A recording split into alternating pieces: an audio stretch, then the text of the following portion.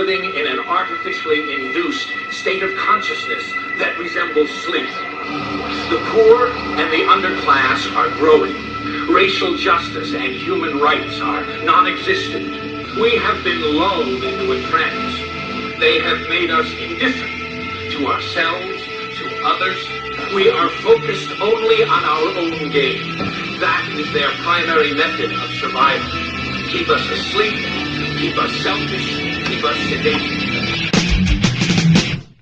You're listening to Toward Anarchy on the Republic Broadcasting Network. Here's your host, Michael Storm. Welcome to Toward Anarchy. I am your host, Michael Storm. Thank you so much for joining me. It's 1 p.m. Central Standard Time. I am live across the Republic Broadcasting Network and all around the world. And that's what we do at this same time every week, once a week, get together, have a little conversation, and something I find interesting, some person I find interesting. Heck, I'm not even against talking with libertarians. I know they don't appreciate the laughter, the constant laughing at their ideals and that middle of the road place that they play, and they think they're just so much better than all the other political people. But I'll still talk with them. In fact, we'll have a conversation with one next week that I've been interested in, just because he's one of these names, a celebritarian, a libertarian celebrity libertarian. Stephen Kinsella is his name. You may know him as a lawyer. You may have heard the name around, and I certainly have. And he got drawn into a conversation with me and another person, and it was sort of a terrible introduction for the two of us, for the two of us to meet that way at all. But in the end, he agreed to come talk on the show. And so I expect, I don't know, I mean, he made it seem like he will do his homework, that he will give the show a listen. And he even asked me to suggest a recent episode, and so I did. And it was one that he should resonate with overall, I would think. I wonder if he's visited the website towardanarchy.com. That's something you can do. You can follow along there. I wonder if he's visited the website and if he's looked at anything other than just the one link that I gave him that he could go to and listen to one of the episodes. I just wonder if he, maybe he clicked on the articles section, and if he possibly clicked on the rights of people and citizens crossing borders article, or the private property rights article, or even better than either of those, on the question of courts and justice and anarchy, with him being a lawyer and a speaker and somebody who has what I understand to be a fairly decent grasp of both the legal and moral/ethical ideas, the stuff that I'm extremely familiar. We're all familiar with the nastiness, the terribleness, these politicized legalities that are used to rob and cage us. Those things, and many of the ideas that surround them. But are you familiar with some of the sharper, more poignant points of law and of liberty and of philosophy and economics? And there was a great example of that this week, I guess. The Bill of Rights. I mean, statists should be happy. Minarchists, and anyone who still believes that there's a path through the political process at all, certainly the one that exists now, anyone who believes that there's a path through that process should be this week cheering their enslavement. Because the Bill of Rights was recognized twice this week. It was reaffirmed that we, as people, have a natural right to self-defense with the common arms of the day, and that it doesn't matter how we carry them, that we have the right to carry them. And also that the federal government is, believe it or not, limited in its power over the people in the states. So the statists should be really cheering, but they're not. They're at each other's throat, especially the leftists. They're really upset about the whole thing. And I don't understand why, because I think ultimately they win in the end, and this is where the right will probably regret what has happened here, and just the whole process. And I don't have a lot to say about it because I've said it before. I've made it very clear that in any legal sense, in any sense of America, the things that framed it, the ideals that it's built on, that Roe v. Wade was it was a mandate, an illegal, unconstitutional mandate, which is somebody else decided it was too, apparently, because they've done away with it. But that the right thing to have done back then in '73 was to tell the state of Texas, all the states, that they don't have a say in people's health decisions, that there's a legitimate medical practice that can save lives in certain situations, and that it's unfortunate that people use as a birth control method. But I'm not entirely convinced that that's a bad thing. People who think that way probably don't need to procreate. We don't need any more children from people like that, and we don't necessarily need any more children. We do, we don't. It's one of those weird positions that we find ourselves in. There's plenty of people on the planet. There's no shortage of people on the planet, but in the snap of a finger, there very much could be a shortage of people on the planet. And just look at demographics of different states, different nations around the world over periods of time, depending on their development and their political positions in the world. And you see the way the population can fluctuate in great numbers, in huge numbers. All of this sort of Western civilizations have fallen to the other side of the birth rate. We don't even have a replacement birth rate. So we're not even making enough people to replace the people that are here. Just in our space. That may not be true of every space around the globe, and I don't suppose that it is, but certainly in the developing worlds, it's one of the things that money, economics, and understanding of these things, a grasp of these things, certainly enough that people are allowed to freely go out and pursue these things, changes the development of a society. It changes its importance, the importance that it places on things like procreation. Procreation was not that long ago in this country a thing to do to fill the country up with people, so that there were people here, so there were people who could mine and fish and farm and do. There wasn't enough people here, and people died young, and there was all these reasons for that. But as the economy grows and people become smarter, those numbers drop off, and we're at that point here in America, have been for a while, that we don't hit replacement value. We're not replacing ourselves. So eventually if that number stays true, we go extinct. At some point, the value has to change, the value of having families, and getting rid of a centralized authoritarian mandate that exceeds the federal government's power is a good thing. It's a positive thing. But here's where it comes back to get you, is that now that Roe v. Wade is out of the way, it was always an impediment before to any sort of real law. It was just a statement, really, that crept its way into law for almost 50 years.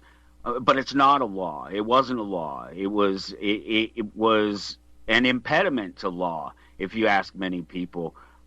I would say that it's more likely that the government, and regardless of whether they call themselves Democrats or Republicans, just doesn't give a damn about you or your children or any of it. They just do what's politically expedient. But in this case,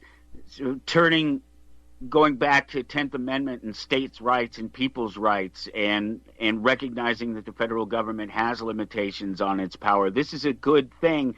But what will happen now is that the left is so upset, and this may be the reason why something like this is done now, because they know the controllers of the system know the few people that really play the system as opposed to just ride along with it. They know that there's going to be a larger pushback. If you just watch the political system, watch the political landscape of America over the last 20 years, you see that there's an escalation with every election. There's an escalation with every new theft or attempt, not that there's very many of them, to stop taking from us, to give us back what is ours. And so the left is going to push back even harder than it normally does. It's going to use whatever it means it can to try to make it a law, a protected right, that you can kill your babies. That's the way I look at it.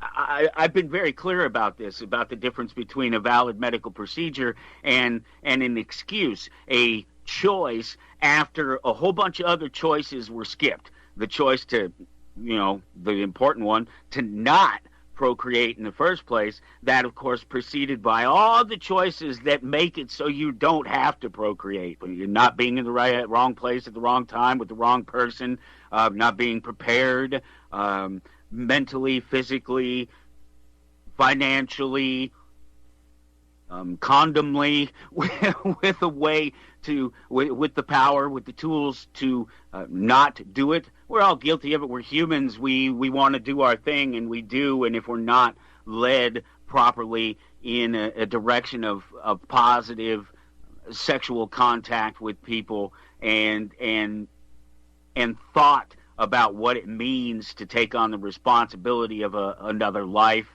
and all of that, from the smallest picture to the biggest picture of what that truly means to the individual and what they have to do and what changes in their life, and how the child impacts society in a little way, certainly in a little way, if in no other way than that statistical reality is used as a weapon. It's used to weaponize politics and social opinion against people who don't feel the same way. And so this whole thing is a double-edged sword. There will be a larger push to create a legal protection, a real protection in law, not just a statement by the courts about what should stand as law.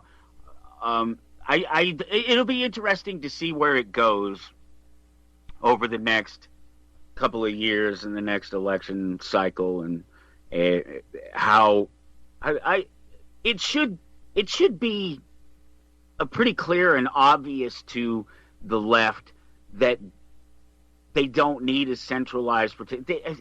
It just proves that people on both sides, because they're both arguing the wrong points on this, they don't get the point of the overriding most important point here is that the federal government has ceded power. That's something that centralized authority doesn't do. It's given up control of an aspect of law of our lives over the states. It has looked at least the founding documents of this nation and decided that it doesn't have the power. That has to be a positive thing. Everybody should understand that, the left and the right and everybody else in between. If you have any concept of what is fair and just and why our nation was founded and what those values were that really founded it in the individualism and the protections from the centralized authority, avoiding creating centralized authority, And since you can't avoid it, it becomes natural. And they knew this, and they understood that you should be involved with your political system. That's what can you do about that? It's in sheer numbers, and that you should certainly never stop having a voice about it. There are multiple paths. I shared an article a couple of weeks ago. TowardAnarchy.com if you want to go find it there. It's in the month of June. I think it was back at the first of the month or something, 5th of the month, whatever, first show of the month, and it was just a statement about these sort of different ways that you can approach changing the system without becoming a part of the system, without just ultimately not letting your voice, the important ideas that you have, be drowned out by that political system, that you make sure that your voice is heard in one way or another. And it's been a long time ago since the individual had power, any sort of power in democracy, in being able to vote. But if there's any power in it at all, certainly it's easier, better for individual states, for an individual in a state to have an influence within his state than to influence all of the states, right? So everybody's a statist. Anybody who believes in the law and in individual rights, and both sides claim to do this in their own weird different ways. Anybody who has any inkling of what could be a voluntary union of states and people that the Constitution, the founders really kind of tried to spell out. Anybody who has an idea of what that should be cheering what happened this past week in our legal system. But should certainly be cautious about what's to come, because the lash back from the left is going to be, I imagine it'll be hard. It'll be a hard hit. They'll be coming at us from it, and they're just already screechy, screamy, in your face, can't have a reasonable conversation. Always finding, even when you're right, always finding some other reason to try to tell you that you're wrong, or that they're more right than you. Oh, you're right, but I'm more right than you. I definitely believe that the intellectual left and even the libertarians, as I stated at the beginning of the show, have a problem with this. Follow along with me today. Go to TowardAnarchy.com. As always, the things that I'm talking about, some of the things that I hit on, are there in a link. And there's the email list. You click that subscribe button. It's one of the best ways that I know you're out there. I don't bother you too much with this stuff. In fact, I need to get one out and just let people know that I'm still here. But you can listen to old episodes, and you can follow along with links. You can find out information about the guest every show. I encourage you to do this every time, because I don't always go through the stuff that's up there. And there's great stuff. There's always a meme. There's always a powerful, thought-provoking quote. There's always a couple of links of interesting things. One of the things I came up with this week was about different ways to improve your memory, because that sparks with me when I think about it, because of the last 3 going into our 4th year already here doing this show. One of the things that I've noticed, talking every week and making it a point, is that my memory is sharper. I don't forget as easily what it was I said just a second ago, even though I continue to keep talking, and I'm able to find my way back to an original point so much easier than I was when it first started. So that link is up there, that article. I'll tell you a little bit more about that. I'll tell you who's on the show when we get back here on Toward Anarchy.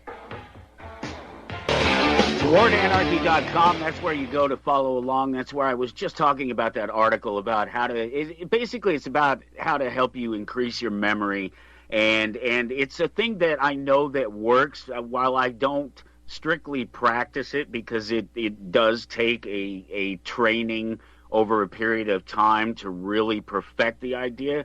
But I do still use it. When I'm searching for something from memory, I'm trying to remember somebody's name, or trying to remember the name of an article or an idea, a word, or whatever it is. I almost always, certainly when it comes to names, when I'm thinking of names, it's the weirdest thing. I picture a Rolodex in my head, and spinning it around and looking for the name. It really is an image that's in my head as I'm looking through the name, and uh, so I know that this idea works, and it goes back to sort of Greek and Roman times, where you build a space in your brain and associate ideas, thoughts, things that you need to know, with this memory space that you construct. And it's just about, the ways to sharpen that memory, to bring about the recall quicker. And anybody who practices, recitation and repetition of things, because they have to say it over and over again, understands this concept, certainly on a primitive level, even if they don't do, like I said, where I don't practice it constantly, but it obviously works. It's a real thing, because I can see it in my own brain. It's there. It exists, and I get the idea. There's other ways that they talk about it too. Word association, quickly associating what you've heard with a color or a place, or just something else that triggers your memory. And we certainly, our brains are, our entire system is triggered by smells and sounds and sights and recognition of symbols. So just this great article that's up there at towardanarchy.com, if you look for June 26th. And while you're there, you'll see that Lou Sander is my guest today. We'll add him to the conversation here in a few minutes. He's back on the show. He's one of my hoodlum friends, one of the few that I haven't just completely unfollowed and just get tired of listening to, because I just can't stand the wishy-washy way they manage their so-called anarchy or libertarianism or voluntarism, whatever they call their thing. And I hate the hypocrisy. It just drives me nuts. And again, I challenge anyone on any topic. I don't care what it is. If I've never even thought of the topic before, you're not going to catch me on the wrong side of it. Maybe, certainly politically, maybe socially, but not morally. You will never find me on the wrong side of it, and I apply it in all places. So it really frustrates me when other people who claim to have that same sort of morality and that same sort of logical approach to dealing with everything, when they don't recognize it, when they don't use the same process for everything, it's all the same, because everything comes from one or 2 points, external data or internal data. And so both of those can be dealt with ultimately in the exact same way. It's what Dr. Dean Lloyd and I talk about all the time. It's understanding, it's knowledge, it's being open to different topics and ideas. That's where we find ourselves here every week. That's where you find yourself across the network. Please support the network. It's what keeps the show on the air, and we're making some wonderful changes. And I've been playing around with an app myself to create an app for people to listen. Boy, I hope that it works out really well. It's kind of tough. I don't know if you've ever tried to program for multiple.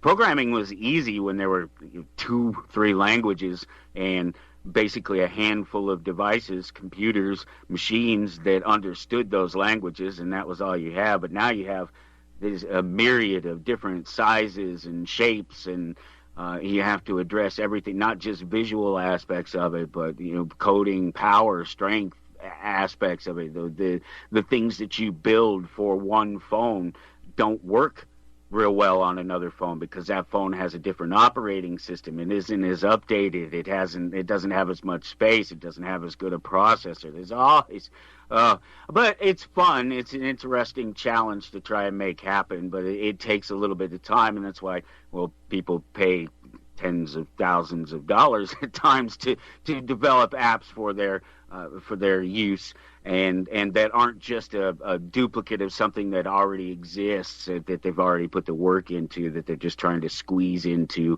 your phone and get you to download to make it worth something for you.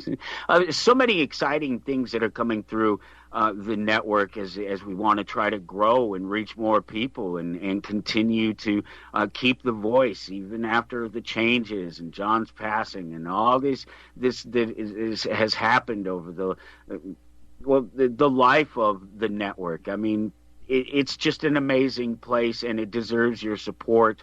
If you like this show, or if you like any of the other shows across the network, realize that it's all the same people at the network end of it making our voices happen. And we appreciate it, and they at the network are underappreciated. So show your appreciation. Go to republicbroadcasting.org. Click on the donate button there. It's a real simple process. If not, just give us a call if you're leery of the internet and security and worried about somebody taking your information or something. Call us. We will help you do that. We still do traditional things like take checks. When was the last time you used a check? Yeah, those are still a thing. You can still mail a check to somebody. All the different ways. And then, of course, there's a store up at the top in the middle of the page. Click on the RBN store, and that's that constant, that much appreciated win-win situation. You get something you want, you need, you like, you enjoy, that you can use for real in your life. And you support the network, and you support the sponsors who support this network. So please do that. Thank you so much for doing that. Lou Sander will join us here in just a moment. We'll go into the break here, I imagine, here. Any second, we'll hear that magical music, and we'll be carried away. And we'll add Lou to the show, and we'll talk about Midwest Peace and Liberty Fest. That's coming up next week. Really excited about that. All the details, that's what we'll talk about. Why you would want to go. It's really that who, what, where, when, why. We won't tell you the how. You can figure that one out for yourself. We'll just tell you where it's at and why you should go there. Lou Sander joins the conversation next. You are tuned in to the Republic Broadcasting Network. Visit our website by going to republicbroadcasting.org. Anarchy.com to follow along. As always, you see my guest is Lou Sander.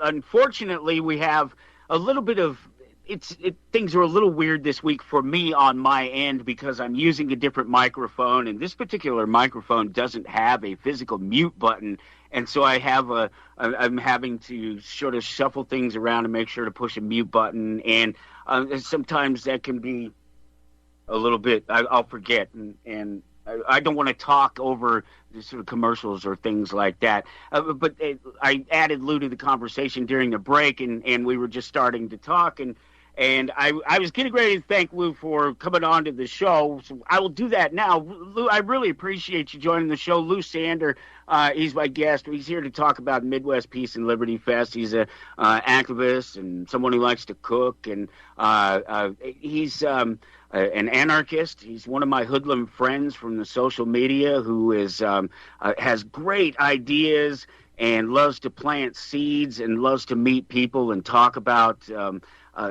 really just spreading liberty and spreading the ideas of individualism and voluntarism and little L libertarianism and anarchy, as we like to call it. We're not afraid of the word, and that's one of the things that's great about Lou. But it was just saying how I tag I would tag people in posts, and we were talking about how I don't want to get kicked off the social media. I don't want to get banned for spamming.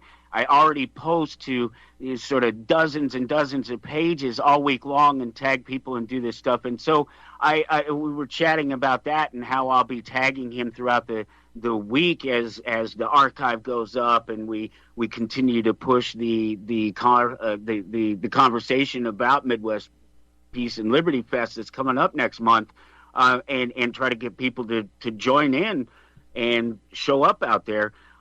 I'll be tagging him, and he'll get so tired of it. But one of the things is I'm happy to tag people in my posts, but then there are other people who don't like it. They get upset, and and it's a weird thing to me, because the whole idea of the social media, am I wrong on this, is to get together and to tag each other and to share ideas with each other. And if you don't like it at all, regardless of what it is, it's a little weird for you to even be there at all. So I appreciate that, Lou, that you don't mind that. You're not one of those people that doesn't take the social media for what it is, that ability to connect and share those ideas with each other. And I really appreciate you joining me today.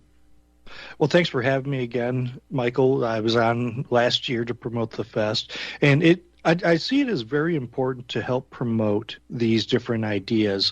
So I don't mind that you tag me in your stuff, because you put out pretty good content. It's not the junky stuff, because there's some people that they're just tagging everything in. Sure. And there's, I don't know, it's more attention seeking than actually spreading a message. But this is, as you said, this is our way to share good, solid information. And that's kind of the whole reason for the Midwest Peace and Liberty Fest being in existence.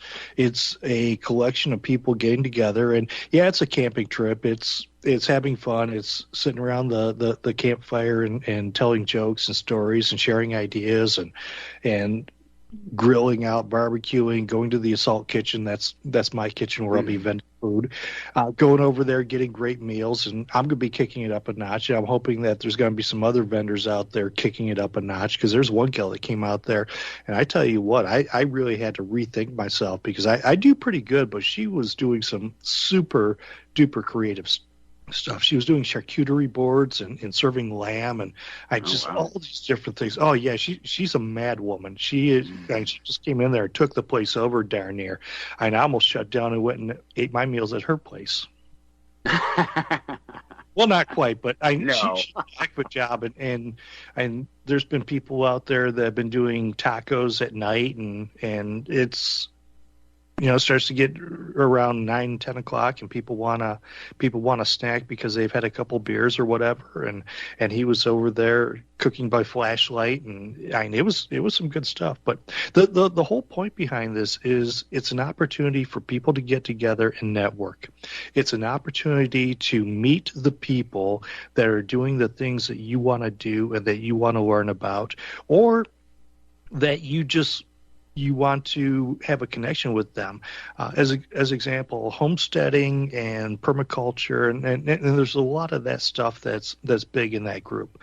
Some people want to learn about it, but some people also want to buy grass-fed beef, or they want farm fresh eggs.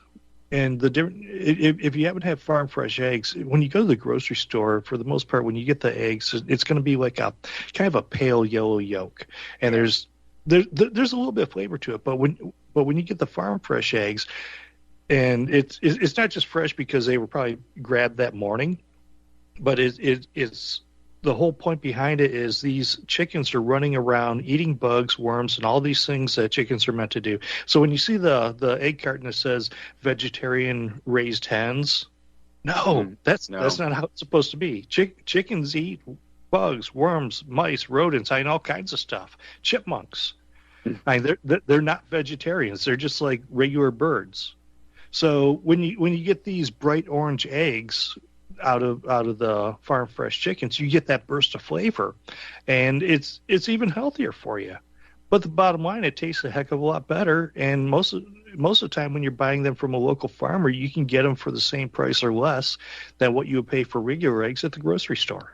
Well, I can tell you for a fact, anybody who's listening to this at all, if you have a problem and you know this, that you go to the store and you buy eggs, off the shelf, even the ones that are claimed to be a little bit better, sort of vegetarian fed or farm, not factory farm raised, but raised wild if they were. Even those, because of the fact that they sit on the shelf and they wash off the eggs initially. There's all kinds of things that they do to these eggs that doesn't need to be done to them. If you're one of these people who buys eggs at the store and you get sick, it actually reacts with you. I can almost guarantee you that if you switch to fresh eggs, like what Lou is talking about here, that goes away, that it's the decomposition inside the egg over time and the quality of its feed and things like that too that combine to. My wife has it. If she eats a normal egg, even just a little bit, just a couple of bites, and she goes down in pain. It just rips her stomach up, and it's just nasty, terrible thing for her. But we have fresh eggs from a friend. We get those, and no problem. She eat them all day long.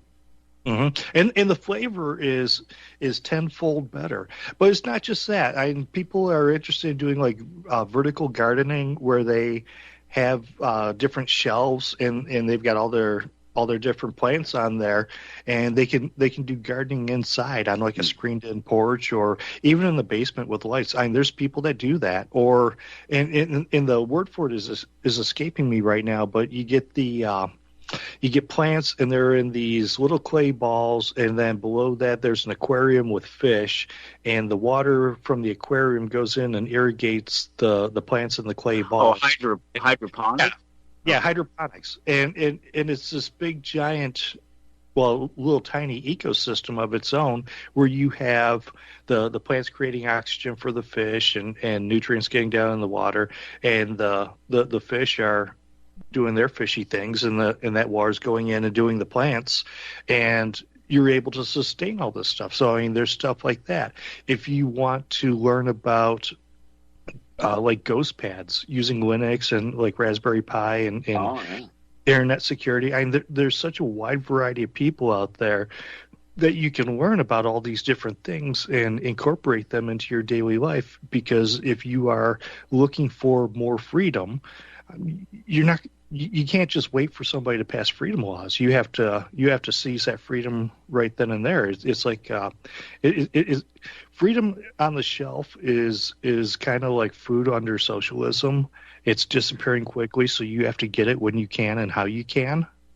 Yeah. And you may have to go to illicit markets to get your freedom. And if you're concerned about privacy, then these security things that you can do will enhance your privacy. If you're concerned about food security, learning how to produce your food, how to store food, how to can, how to preserve, how to do all these different things. These are things that you can do to make yourself more free in the long run versus waiting for somebody to come along and save you.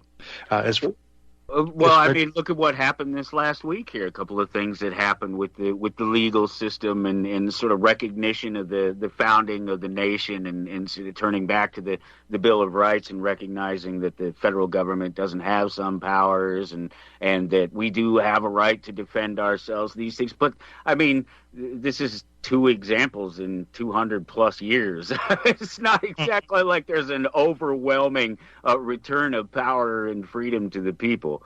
Yeah. Well, keep in mind that that the government doesn't just engage in mission creep; it also is creeps on a mission.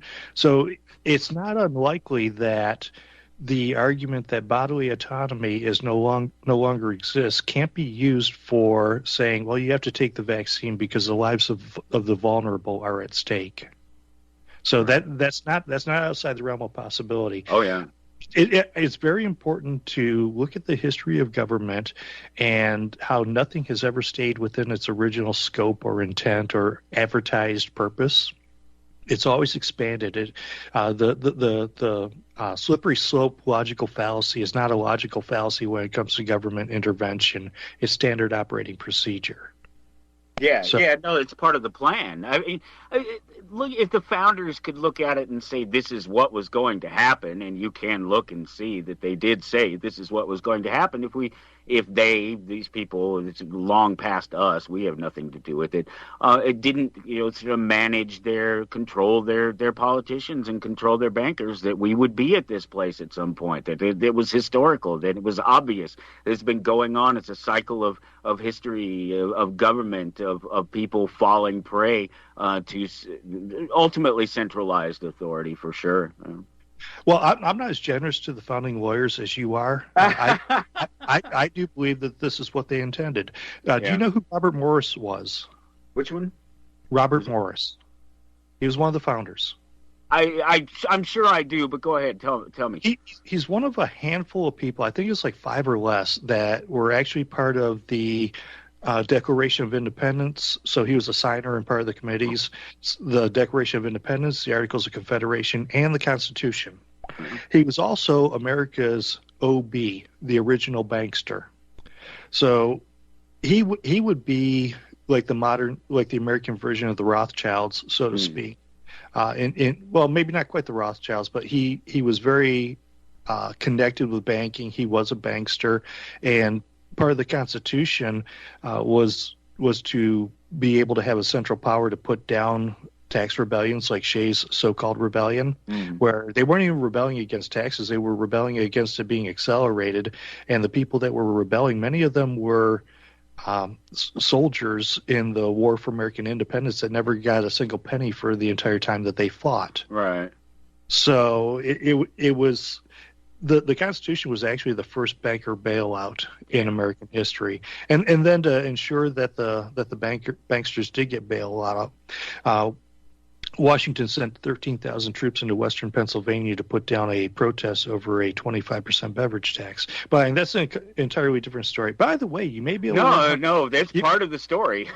You may be able to learn how to brew beer at the fest. I think because. Or wine for that matter, because one of our people, Joe, he is a winemaker, and I know last year he did a demonstration, and I think he might be doing a demonstration this year too. There is a Facebook page for the Midwest Peace and Liberty Fest, as well as a Facebook group, and that's probably the main form of dissemination of information in there. But people can send me messages on Facebook, or they can go to the website and hit the contact us, and somebody will reach out and answer their questions. One of the things that we try to do is we try to make this really easy for people that have never been to the fest to be able to get there. So somebody's coming in, they're flying in from Florida, and they don't want to carry a tent and air mattress and sleeping bags and all that other stuff, all their cooking supplies. So they can rent a cabin tent. It's a 10 by 10 easy up, and it has a floor, screen walls, and then regular walls for privacy. It comes with a fancy AeroBed air mattress, queen size, and linens. And this air mattress is so fancy that if you lose a little bit of air in the middle of the night, there's a small air compressor that will fill it back up and keep you at a constant level. So instead of like climate control on air conditioning, it's inflation control on the air mattress. And it's a quiet inflator, so you don't wake up to none of that stuff. And like I said, there's going to be people that are going to be vending food. I'll be doing dinners, and then my young protege, I can't call him the apprentice anymore. He's my protege now. He may overthrow me at some point, like a little Sith Lord. But he's running the breakfast operation, Nick's Second Breakfast Cafe, and he's probably most well known for being a yak farmer. He dropped out of high school, which is his father was it was a charter school, so his father was like the principal or the head of it. But anyway, he wound up dropping out of school, becoming a yak farmer, and now he is sending stuff all over Oregon. He's going out delivering it, and he's raising yak. He's putting out video content on a daily basis showing what he's doing. It's just absolutely amazing. He's 23 now. I've known him since he was 14. Wow. That's awesome. Yeah. Did you guys hook up first at the fest, or did you know each other before that? This is back when I was the admin on the Freedom Fiends Facebook page. The show, and then I wound up becoming a host. So anyway, he was sending messages to the page asking questions, and I had answered him. I sent him a friend request. I didn't even know he was that young, but we just had these different conversations and everything. And then he came to Porkfest a couple of years later, and then he started coming to Midwest Peace and Liberty Fest. That's awesome. All right, well, hold that thought right there. Lou Sander is my guest. Go to towardanarchy.com. You can find mplfest.org, a link to it right there, as well as a link to the Lou Sanders Show. Lou's show, we'll have him talk about that a little bit here when we get back on Toward Anarchy. It's my turn to laugh. Not just because of the song and that intro, how he just laughs at the idea that you're your own person. It's funny. I've been doing this radio thing for a long time, and the callers are all the same. It doesn't matter if it's rock radio. It doesn't matter if it's pop radio. It doesn't matter if it's news radio, if it's talk radio. It makes no difference. The callers are all the same. And guys, if I ask Sam or Mike or whoever's there at the board at the time, ask you what you want on the call when I'm in the middle of talking to a guest, I'm trying to decide whether or not your conversation is worth interrupting my guest's time. I only give them an hour to come in here and chat about the things that we're talking about, and if you're going to interrupt their time, it better be something good. It's just funny. I never mention the website, towardanarchy.com. I don't say that every single transition, every single after every single break. I guess. Lou, are you going to put out, this is a short segment here, so are you putting out new content right now? What's the deal with the Fiend show? What's the deal with the Lou Sanders show? When do we, I know if we go to the website, we hear some archive stuff. Yeah, so Freedom Fiends, we retired a few years ago. That was a middle of the night live broadcast even on terrestrial radio. Mm-hmm. So I would have to get up at, I think, I was broadcasting from midnight till 2 a.m. So I'd have to get a couple hours sleep, get up, get all my gear set up, get sound checked and everything with the network, and then try and go to sleep after I get done ranting and raving about how government should be called the Department of Making Everything Worse. And so anyway, we didn't have enough people to keep it going because it was a nightly show. It was 4 live shows per week, and then we had best ofs that played on the weekends and some other nights. So yeah, we haven't done that in quite a while. I'm the absentee landlord of the LouSandersShow.com because I haven't put out any audio media in quite some time, but I've done a bit of satire articles. As a matter of fact, with Dependence Day coming up shortly, I will be re-releasing Colonial Lives Matter, which is a story of the American Revolution and how those evil scofflaw colonists did not respect our protectors in red. They didn't have thin red lines on the back of their buggies. But anyway, so things like that, rise of the anti-mask left, which is what would have happened had Trump been wearing a mask and advised it. So yeah, and all kinds of neat stuff in there. Check it out. And I'm hoping to start putting out some audio content in the near future. I'm having some technical issues. I have to get some different equipment. I'm using a Chromebook, and I can't do the audio mixing and editing and all of that stuff on the Chromebook quite like I can a laptop, or I haven't figured out how to. So I think I'm going to have to bite the bullet and get myself a new laptop, or just kind of clean up the ones that we do have. But anyway, LouSandersShow.com. I'll probably keep putting out some comedy satire content. Yeah, that's great. That's one of the best ways to reach people, I think. George Carlin's a perfect example of that. And we're going to go into the top of the hour, let you know where you're at, what you're listening to, and then we will come back here with more Lou Sander on Toward Anarchy. You're listening to Republic Broadcasting Network, because you can handle the truth. Truth. All right, we are off into hour number 2. Go to towardanarchy.com. Look for June 26th. You see Lou Sander is my guest. You can find Lou at lousandershow.com. He's putting out new content. It's there. And you can buy a T-shirt and get all the details. You got to buy a T-shirt. It helps support the thing. About Midwest Peace and Liberty Fest at mplfest.org. That's what we're talking about today. It's been going on since 2013. And just started out with some friends, decided to go camping, if I understand it right.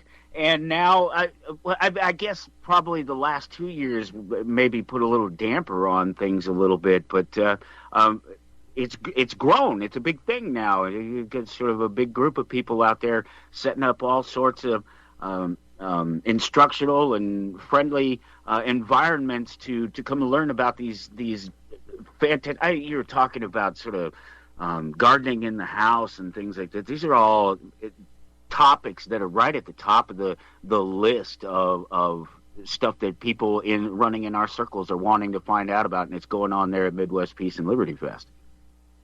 Yeah. There's all kinds of different stuff that's going to be going on. So that's like the basic things. Right.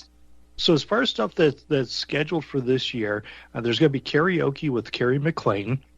Last year there was some open mics, stand-up comedy, and I did some improv. I had a couple of beverages in me, and I did some improv. Or maybe that was a year before. I can't remember. But anyway, I did some stand-up improv. I only had one joke walking into it, so I just rambled on for about 10, 15 minutes and just to drop that other joke. But anyway, so there may be some of that going on. There's going to be a hiking trip. Generally, that's done on Friday afternoon. There's a local state park or trail system over there that they go over to and enjoy some mushrooms and things like that. Some foraging. The Saturday morning should be the Nancy Cushing Memorial Sausage Gravy Cook-Off. So she is the mother of one of our attendees, and she and her husband attended for the past couple of years, and they've had a blast. So it's not just those darn kids in their 20s. It's all ages. We have people up into their 70s that come out there, and they're anarchists. They're old time anarchists. But anyway, so the sausage biscuit and gravy cook-off will be on Saturday morning. She won it last year, hands down.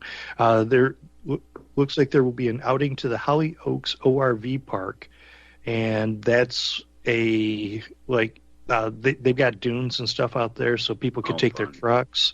They could take their four-wheelers, so four-wheel drive trucks, ATVs, UTVs, mini bikes, and all kinds of stuff. So I was looking at the website a couple of nights ago, and it looks pretty interesting. Let's see. There's going to be an intentional community roundtable. So if you want to create your own little community, if you want to create a PAZ, a permanent autonomous zone, they're going to talk about what has been done to do this, things that are going on currently, and then there's supposed to be a intentional community that's going to be in the Metro Detroit area that is going to be along these models. So this is a way to learn how to create the environment that you want. Don't be a product of your environment. Make your environment become a product of you. And there's also going to be Tuttle Twins reading for the kids. And yes, there's bunches and bunches of kids running around. This event is grown-up friendly, but it's also family friendly. And I think the kids enjoy it just as much as the adults do, if not more. Oh, I'm sure, yeah. Yeah, and in the past, we've had BB gun shooting lessons, archery lessons, things like that. So I mean, there's a lot of things to do. It's kind of hard to be bored there. That's great. Yeah, a little bit of something for everyone. It's definitely a family event. It's the 21st through the 25th. It's on 76 acres of private property. That's amazing. That's a lot of space to run around. Yeah, it's a friend's farm. So I mentioned earlier that we have the cabin tents there, and right. I think 10 of them, and you can see those on the website, mplfest.org. But there's also going to be a nice little shower setup over there. and it's tankless water heaters, propane cans, and easy ups, and people can have their own little private shower area, and it's pretty darn nice. I've got an RV, so I shower in there, but I've heard a lot of compliments about how nice that was, especially for a makeshift shower system. And then of course there's going to be porta potties out there, and different like hand washing, dishwashing stations. So it's not going to be too primitive. It's going to be very advanced primitive, I guess would be a better way of putting it. That's all right. Comfortable primitive. Yes, yeah. So it's camping without necessarily becoming glamping, but it's close. Yeah, right. It's a step down from glamping. No, glamping's a whole. Yeah. And if there's a couple of spaces out there, I believe that was what the website was said. I don't know. There's a limited number, that's for sure. However many there are, they're very limited. So if you really want to glamp and you've got the big truck and you need to plug it in, that kind of thing, there's a couple of spots available. Yeah, there's RV hookups. So I believe there's 4 or 5 of the the 20 amp outlets. So most people wouldn't be able to run their air conditioner unless they get like a small camper and a small air conditioner in there. But like if you have like the 13,000 BTU, you're not going to be able to run it. You need like a 30 amp system for that. By the way, they got the 20 amp hookups. There's a handful of those. And what else? Like I said, the RVs are pretty good. And you know what? Glamping is where you put Grey Poupon on your bratwurst sandwiches. That's what it is. Pardon me, sir. Have you any Grey Poupon? I've got nothing against Grey Poupon. I like some Grey Poupon. I like dark, spicy mustards. Well, that is the best stuff. And that is, speaking of bratwurst, I'll probably be serving bratwurst. So right. Those that don't want the big fancy dinners like the ribeye steak, we will be doing burgers and brats as a separate option. We did that last year, and that really helped things out a lot. And I'm really thinking, because the guy that did the tacos, he's not coming out this year, so I am very strongly thinking that I'm going to do some tacos, quesadillas, and just all sorts of really wild stuff one night, or maybe all the nights. Who knows? But there's going to be a lot of variety, and I'm definitely kicking it up a notch. Well, that's your thing, obviously. You like to cook, and barbecue, is that the big thing, ultimately? Yeah, I get the smoker out, and I'll smoke some porchetta roasts. And porchetta is a Boston butt pork roast with Italian spices on it. It's very popular up in my area here because of all the Italians that settled in this area a couple hundred years ago. But it's wonderful. It's flavorful. It melts in your mouth like cotton candy, and it's always a big hit. As a matter of fact, when I go downstate to visit people for like holidays and things like that, along with the invite, I'll get a message, "Hey, are you bringing porchetta?" And then we generally do some nice ribeye dinners, some 16-ounce ribeyes and some other stuff. And I also like to throw a few slabs of ribs on the smoker too. So and it all comes out pretty good. But I think the Mexican night is going to be really top notch. Yeah, well, I imagine I like a good spicy food. I like spicy Italian food. I like Mexican food. And so I would definitely be looking forward to that night. Yeah, are you going to get out there this year? I don't know. My wife is just starting a new job. She's starting a new job teaching in a new school here. And it's right at the exact same time that she's going to be having to start check in. And so I don't think I probably will, unfortunately. You're under subpoena. You have to. It's the law. It's in the social contract. By being born. What's that? You signed the social contract by being born. Oh. Yes, I have to. Yeah. Unfortunately, just like Homer Simpson, even though he sold his soul to the devil for a donut, the fact is that he had already sold his soul to Marge, and my wife had mine first. So we'll let you slide on that. But for people that are on the fence, I'd like to tell a couple stories. Please. There was a fellow that came out there, Arnie. He passed away a couple of years ago, but he came out to the very first one. He was over on the western part of the state, and he was scrolling around on Facebook, and he saw a cop block door knocker sign that says, come back with a warrant or bureaucrats not welcome, something like that. And he got so excited because he saw that, and he was like one of the old LP type guys. Anyway, he says, how do I get one of those? How do I get one of those? And one of the promoters or one of the creators of the fest and organizers said, well, come on out to the fest. And he's like, what fest? And he went out there and he didn't know anybody. He did not know anybody in person out there.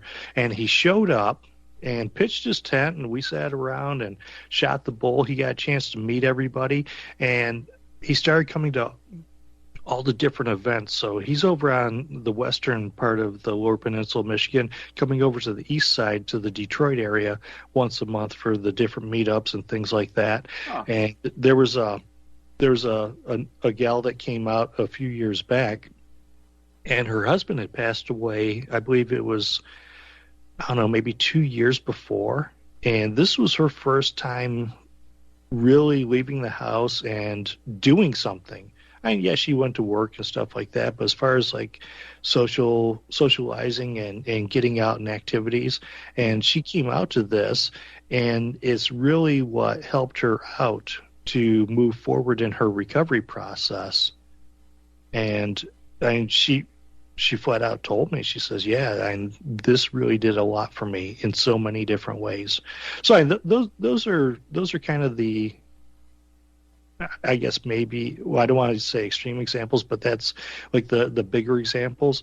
More likely the result is going to be that if you come out, you're going to have more fun than you thought you would, and you're going to meet some people, maybe make some connections. I know that a lot of people have a tendency to say, oh yeah, I want to do that, and then all of a sudden things pop up like, oh, I got to wash my hair, so I can't go.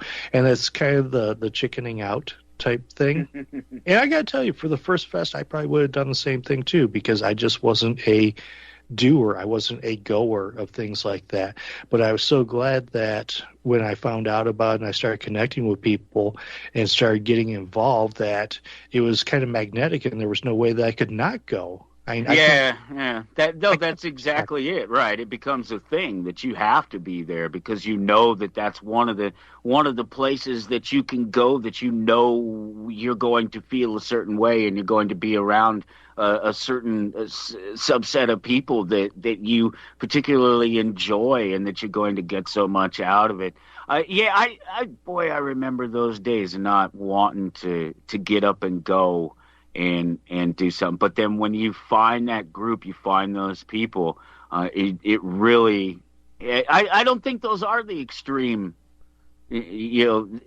examples of it. I think that's I think that's what you expect. And I think that's what you do something like this for, really, is to get those people to come and to take that step and to make that change where they're to go from, I don't want to say not doing anything, but not doing that thing, not building community and getting together with people and meeting people and sharing those ideas directly. I think we miss out on a lot of that in the digital age. It's so easy to just connect by a computer and say, well, I don't need to do those things. But man, there's so much value in that physical coming together.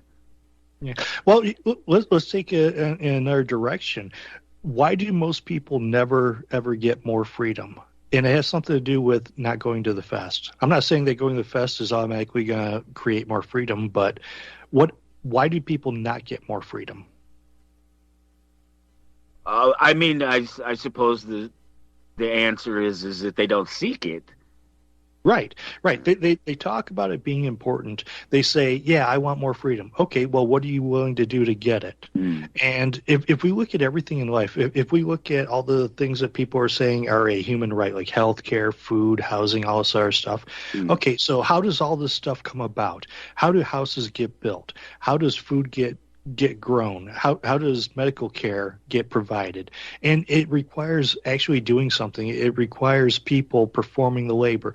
Somebody has to go and agitate the soil to plant the crops. Somebody has to engage in animal husbandry to get the reproduction of the cattle. Somebody has to go out and saw down trees so that they can create lumber so that they can put up the house. It all requires work, and a lot of people are of the mind that freedom is going to come from freedom laws and declarations. Well, if somebody can grant you your freedom, they can take it away from you. It's a big problem, isn't it? Yeah. So how do we get these things? We have to build them. If you want a house to live in, it has to be built. And kind of going to what Frederick Douglass had talked about, was he said that he prayed for freedom for 20 years and his answers went on prayer, or his prayers went unanswered until he prayed with his own 2 feet. Right. So nobody is coming to save you. You have to put the roof over your head. You have to feed yourself. You have to get your own freedom. You have to go to mplfest.org and get yourself registered and go out to the fest.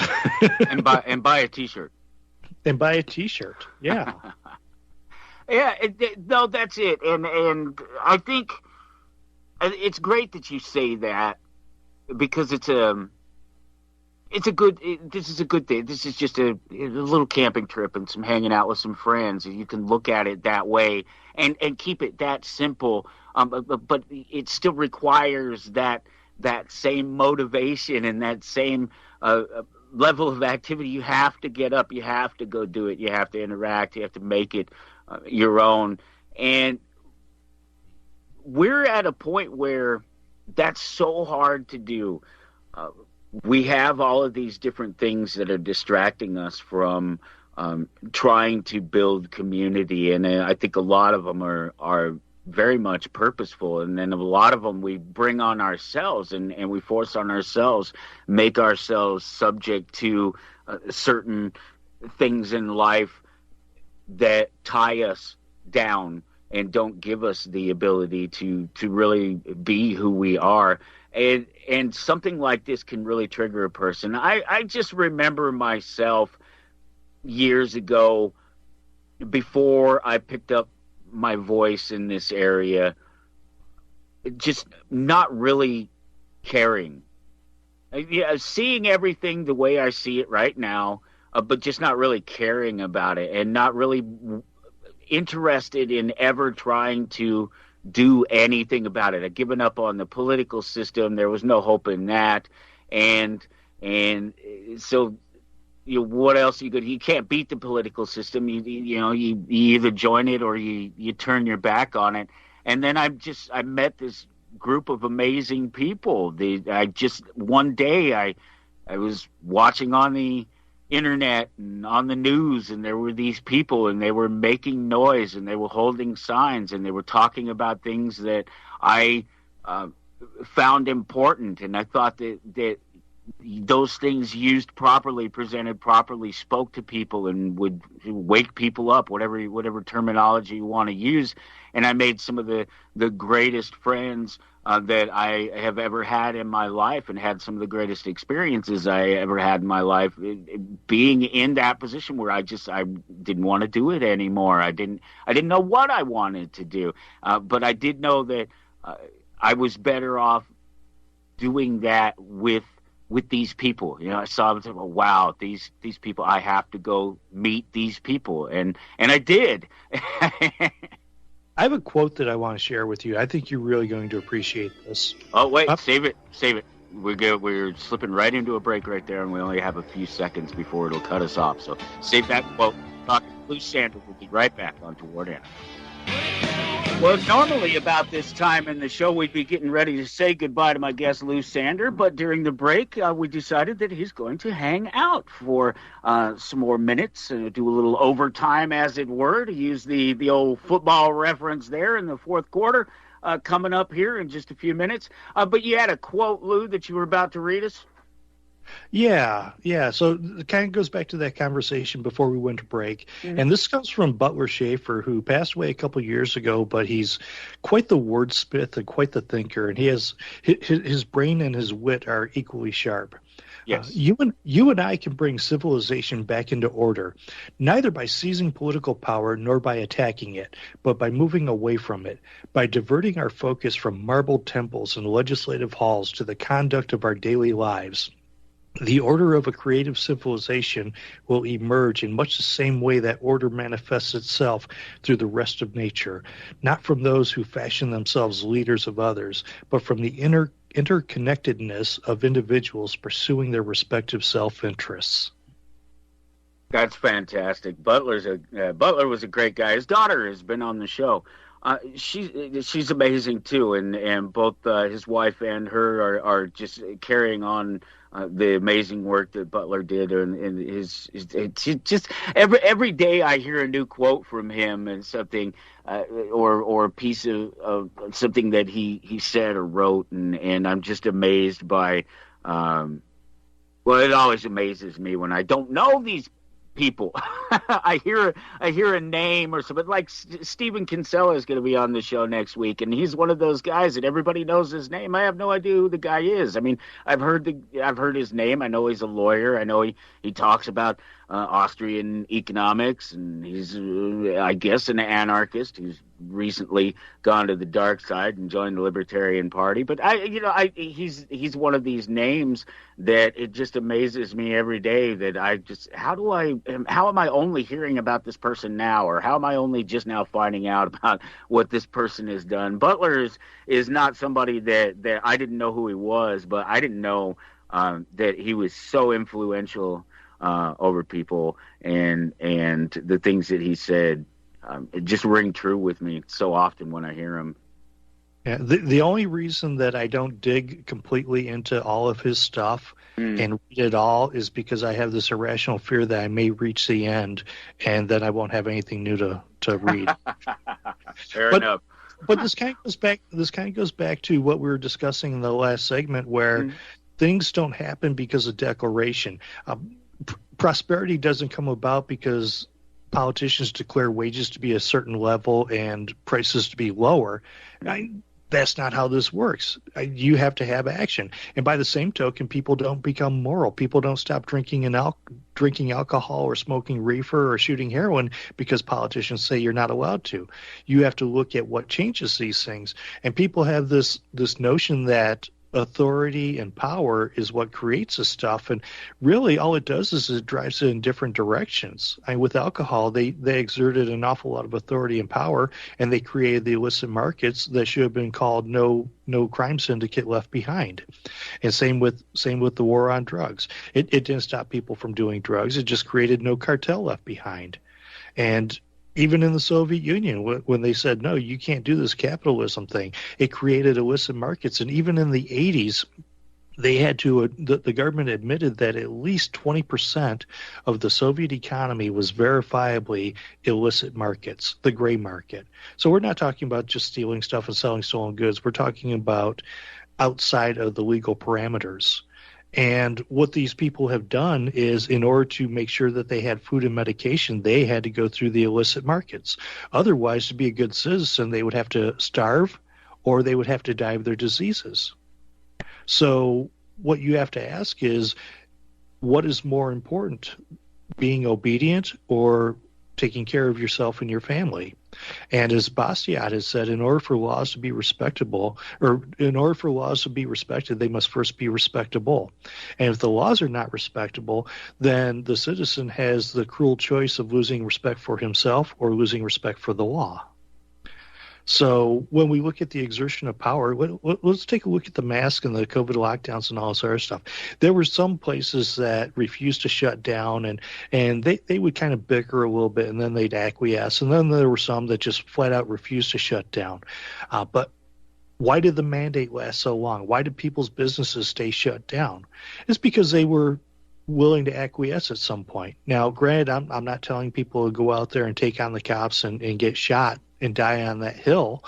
But at some point you have to look at, is there a way that you can be defiant without getting killed because I think it's pretty obvious by now that there's no offense so minor that the government won't eventually kill you for it. No, absolutely true. Absolutely. We're going into a break, and we'll come back. We'll pick up this conversation. I like this conversation. I like where it's headed. We're talking to Lou Sander. We're talking about Midwest Peace and Liberty Fest. It's happening next month, and you will be there. And we'll be right back. I want the truth! You can't handle the truth! You're listening to Republic Broadcasting Network. Real news, real talk, real people. Because you can handle the truth. Talking about my history and meeting this great group of people that I did when I decided to take on my activism and really do something more than just sit back and watch it all burn, because that's fine too. There's nothing wrong with that. Take care of you and yours. That's top. That should be top on the list. And as long as you're doing that, then none of the rest of it really matters. It's all just a sort of game that you're either playing or you're not. But I wanted to do something, and I met these amazing people, and it brings on a bit of a tinge of pain, loss this week, because it was a year ago on the 21st that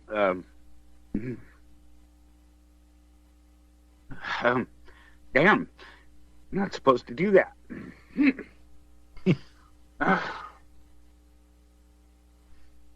Obviously, I still haven't processed it. Still angry.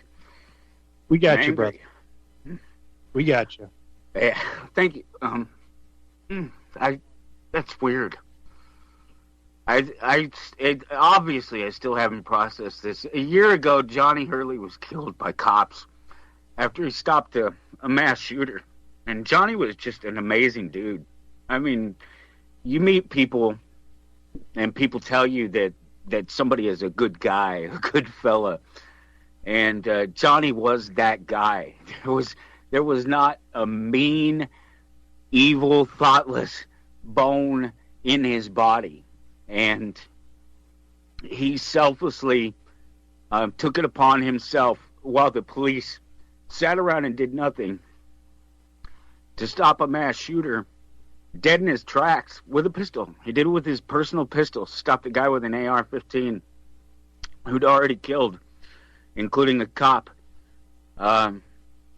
He stopped him dead cold.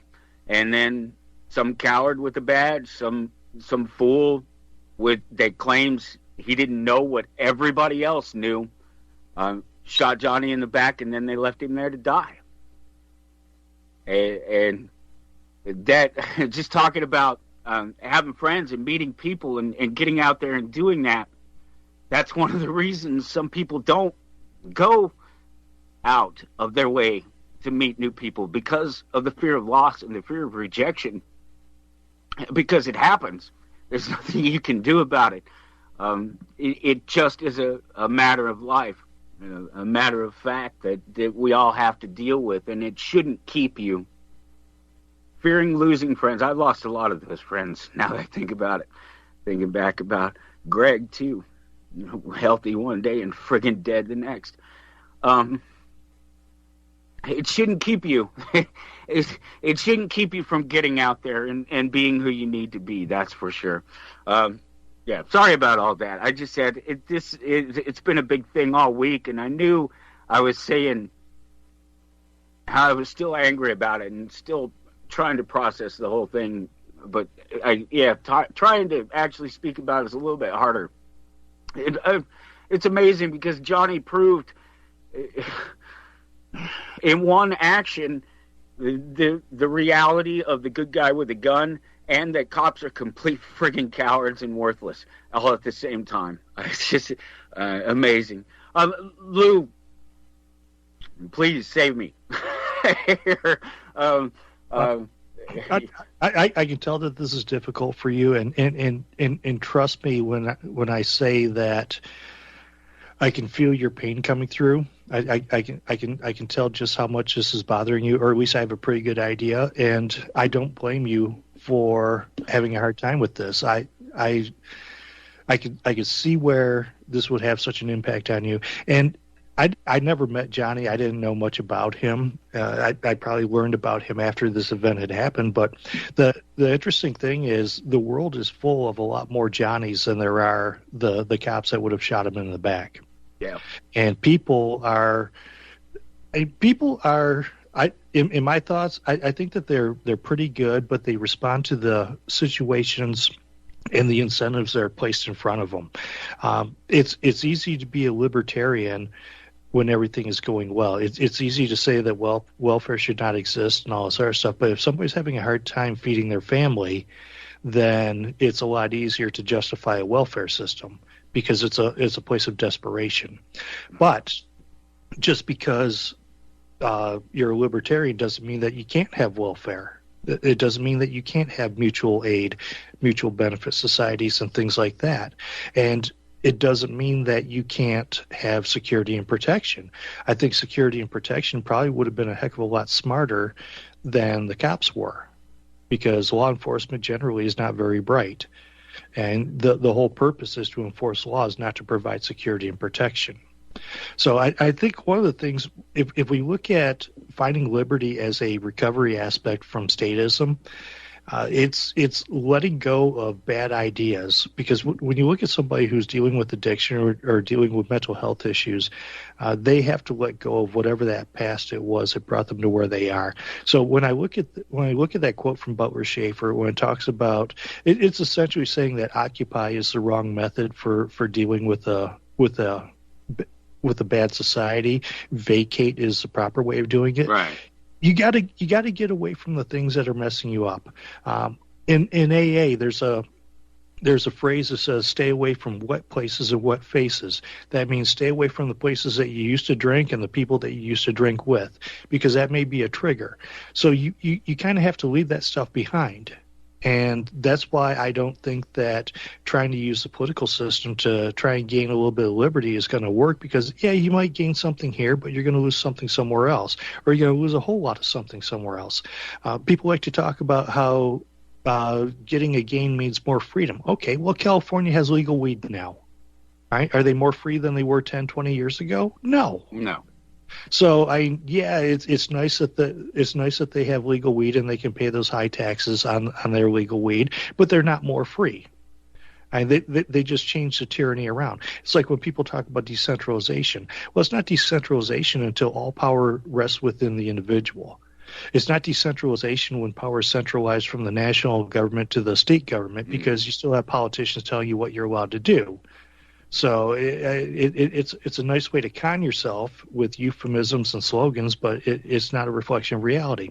So let's look at a little history. And speaking of history, Prof. CJ of the Dangerous History podcast, CJ Kilmer, will be appearing at the Midwest Peace of Liberty Fest this year. But how did prohibition of alcohol really start to go away? Do you know this? I think I do, but tell me. So there were 10 states that repealed prohibition at the state level before it was repealed in the federal level. And the reason that it was repealed was because, one, the alcohol prohibition laws were being blatantly ignored and violated. I mean, people were drinking, they didn't care. And people were being arrested for consuming alcohol, selling alcohol, smuggling alcohol, the whole 9 yards. And when this went to a jury, people were voting not guilty, even though they had clearly violated the edicts and commands of the politicians above them.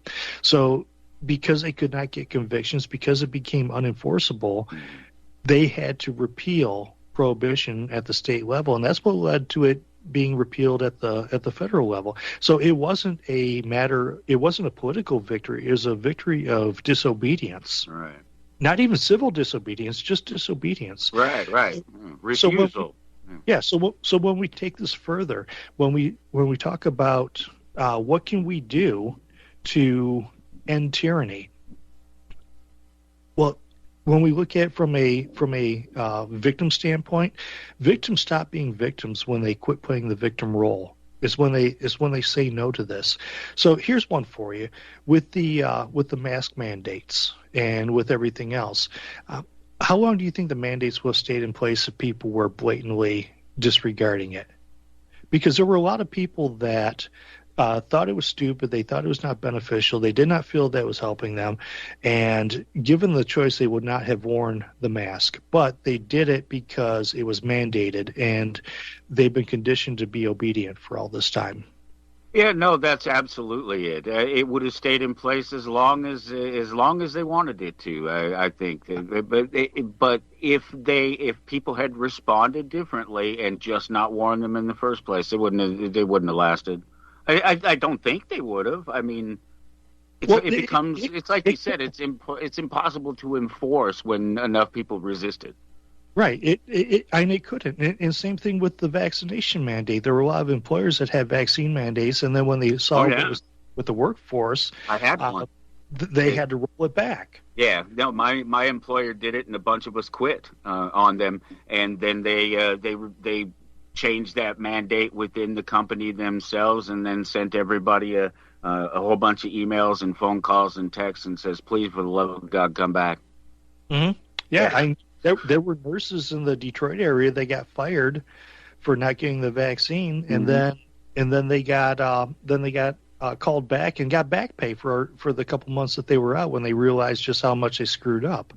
Okay. So that right there is economics in action. It's showing about market demand and what actually happened. So I was talking to people about the mask mandate back when it was first going on. And by the way, I stopped wearing a mask out in public, like at the grocery store and all those other places in April of 2020. And the only reason I wore it for the first month or so was because I was sick at the time. So I think I had the Rona right before they did the lockdowns. But anyway, yeah, I did too. It's funny. I had to wear the mask to work in some of the places I was at, but I never wore it. I never respected it. And Walmart said right on their store, you have to have a mask. Never once. Never make me. I mean, make me. They didn't force it at the local Walmart here. There was one person that was a Karen about it, and he just tried the manipulative guilt trip. And my response to that was, okay, Karen, whatever. Yeah, I had a guy who passed me, and it was funny. It was at the post office, because the post office they were making it so only 3 people could stay inside. Well, I can count. I know what 3 people is. Well, there's 3 people waiting, and then there are 3 places where you can be being served. And the sign says clearly no more than 3 people waiting. And talk about the people being served. Well, I was the 3rd person going in, and some old guy stops and points at the sign on the door, and I said, yeah, you should reread it again, because it doesn't say what you think it does, and you should just mind your own damn business. Mm-hmm. And that was the only thing. That was the only time anybody ever said anything about distancing or mask or anything to me. Nobody said anything to me. And I don't think anybody said anything to anybody else, really, when it came down to it. You know, most people were just doing it because they thought they were being convinced that it was the right thing to do. I still find people to this day that don't realize that there's absolutely no scientific evidence to suggest that the mask will stop the coronavirus or the flu or just about anything else. That's not what they were designed for. Exactly. But what's really interesting is I was talking to people that were very vocal against it. And when I talked about this ends when the victims quit playing their role, you could not imagine the discomfort on their faces as I was talking about being disobedient and ruling yourself. It was just absolutely a look of shock and horror. And these are people who are talking about, we need to resist. Okay, well, stop complying. No, not like that. Not like that. And they're of the mind they don't want freedom, they want permission. And they're kind of like whenever there's a new gun law passed, or the people that are freaking out over the recent Supreme Court thing. People that get energized by losing their freedom and signing up to registering to vote and talking to all these other people, and they're going to vote so much harder the next time. They really remind me of people who lose all their money at the casino, and then cash advance off of their credit cards, and they put more money in the slot machine to show the casino just how mad they are. It's funny that you say that, because my one of my business partners. He's a big gambler, but he's a smart gambler. He plays the numbers, he plays the odds. He's not somebody who's just throwing money at it. And we were just talking about that same sort of thing last night. And I liken the entire process to watching a football game, to gambling in Vegas when you know going in that the odds are stacked against you, that the house is going to win, even though that thing says over there the 94% payout or whatever. It doesn't mean it's going to give you back 94% of your money.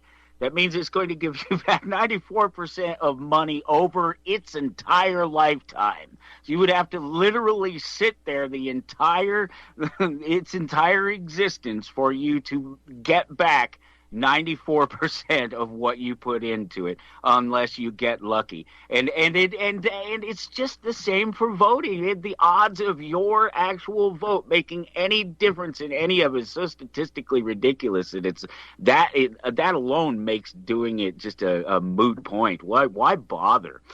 Yeah. There's a reason why the casinos have big flowing fountains in their dining rooms, and their average customer does not. But let's take a step further.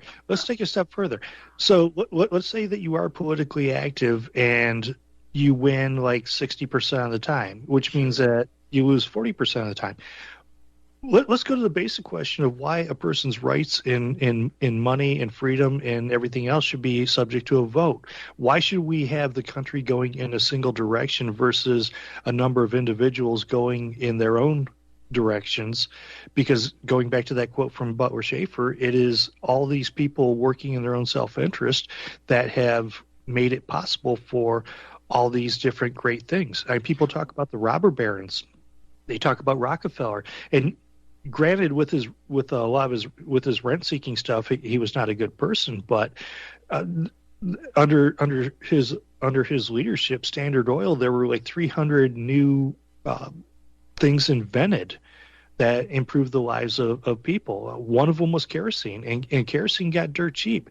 And kerosene enabled the average person to stay up beyond sunset because they could now illuminate their house, their cabin, their apartment, whatever, affordably.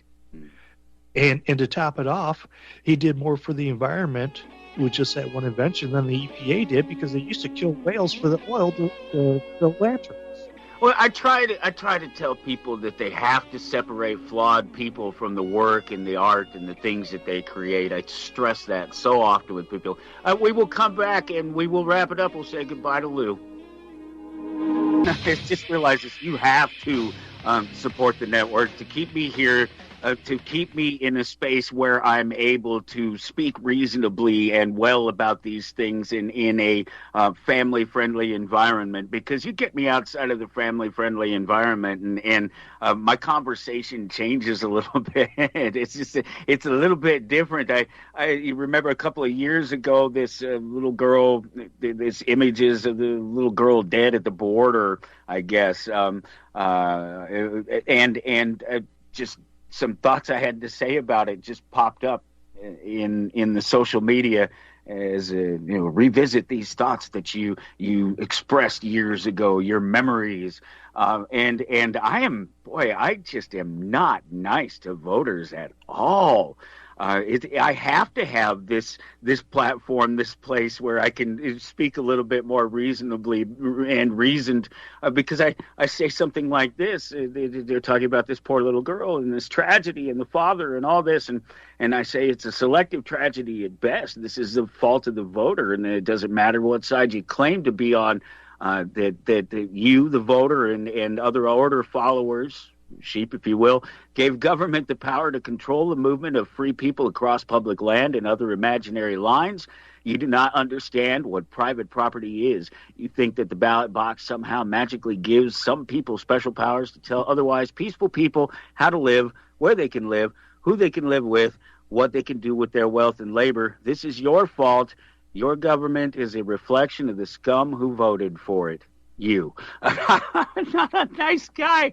Lou, man, thanks for hanging out with me and chatting with me, man. And you really saved me back there in that, too. I knew I had to mention Johnny today and talk about that. And then, of course, when we were talking about just getting out there and doing those things and why people may not want to, that rejection and tragedy, well, that's bound to happen. It's just a fact of life, and you just have to take your chances, and you have to step out there, do your thing, speak your piece, be the voice, be the change, all of those cliches, but do it for you, because it's you or where it's, you said that over and over again, Lou, the word you. The people that listen to this show better understand by now that it doesn't matter what I say, it doesn't matter what they say, it doesn't matter what Lou says, it matters what you do.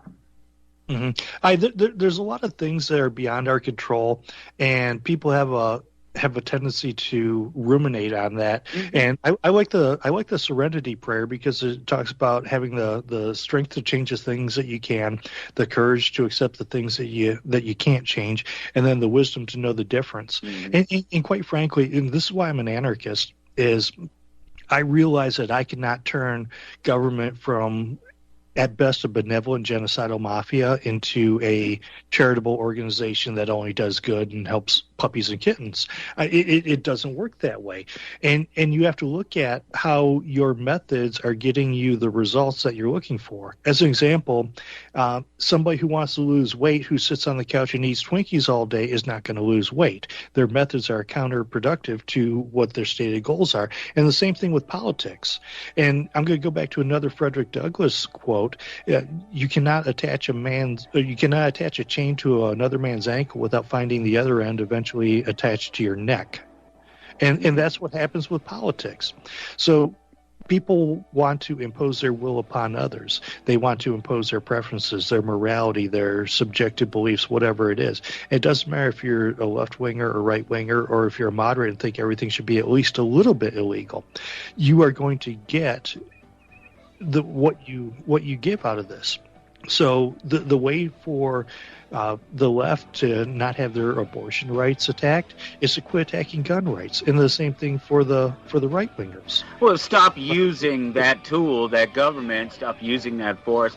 Lou, I hate to cut you off, man, but we got to go. That's the end of it all. Thank you so much, and you take care, brother. Yeah, you really bet. Appreciate it. Anytime, my friend.